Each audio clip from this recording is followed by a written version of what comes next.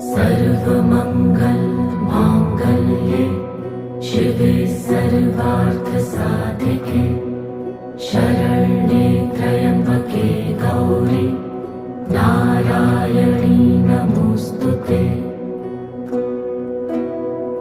या देवी सर्वभूतेषु विष्णुमायेति शक्तिता नमस्तस्यै नमस्तस्यै नमस्तस्यै नमो नमः।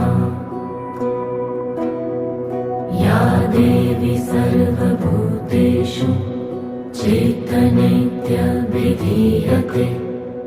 नमस्ते